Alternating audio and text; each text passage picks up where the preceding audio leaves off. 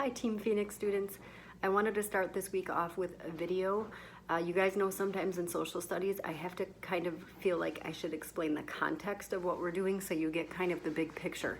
It's a little bit hard to do that if I'm just giving you daily assignments. So what I'm going to go over today is just things that you're looking for this week and how it fits into the bigger picture of ancient Rome. So what you did last week, of course, was do a web quest, and the web quest was kind of just an overview of some noteworthy things about ancient Rome to give you kind of like a preview. And that was a little bit in place of doing something like a vocabulary poster like we would normally do. But anyway, this week what we're going to focus on are kind of two things at once. Social classes in ancient Rome, and a little bit of an introduction to government. So again, you know, in ancient civilizations, how we cover things in 6th grade. We're kind of an expansive course, so we don't cover everything, but we do cover things that are maybe like noteworthy about this civilization. Maybe they were the first to do something, or maybe people today use something that they had developed, and that's why we learn about it and make some modern day connections. But specifically this week, you're going to be learning about ancient Rome and the class structure and two groups of people called the patricians and the plebeians. And what I made for you is something very fancy. Ooh. Okay, and what I made for you, if you take a look at this, I hope you already know what this is, even though I didn't label a lot of things on here. But you guys know that this is a social class triangle that we've looked at with all of the civilizations we've studied so far. And you know, the group or person or people at the top have the most power, and as you go down, less power. And remember, it's also showing the number of people. So my triangle is not exactly like accurate and proportional, but you'll get the gist of what I'm talking about. So in ancient Rome, if you have ancient Rome experts in your house, they know that ancient Rome is actually kind of complicated because it exists for an incredibly long time, and ancient Rome kind of looked different at different times. It was a republic at one point and then an empire at another point, for example.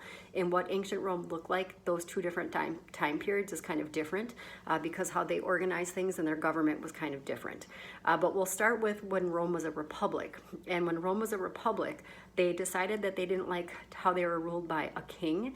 And again, that's a common pattern that we're seeing in ancient civilizations, that people kind of like experiment or try different forms of government if what they have isn't working for them or if they don't like it. So what people in ancient Rome decided to do is they kind of got rid of the idea of having a king, and instead they replaced a king with people called consuls. And the consuls were basically like co-kings. I'm going to keep it simple like that, and they just kind of shared power. This week, however, what we're going to put a lot of our focus on are the group of people called the patricians and the plebeians. And you can already predict the patricians are the group of people that are wealthier, they have more power, they probably have land control and a large say in the government. Meanwhile, the plebeians, again, that you can probably predict, those were like the workers, right? Like the craftspeople and the merchants and the soldiers, maybe some religious people mixed in there as well. That was that class of people in ancient Rome. In ancient Rome, they also had slaves. We're not going to focus too much on that this week, but I did want to let you know that these are the different classes of people that exist.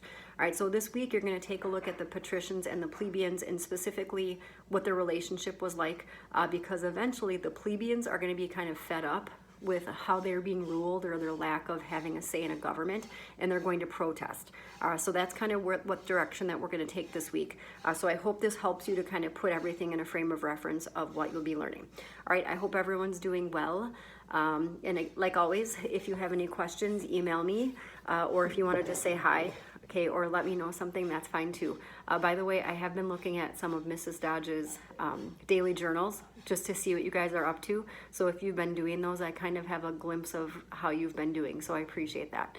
All right, see everybody soon, hopefully. Okay, bye.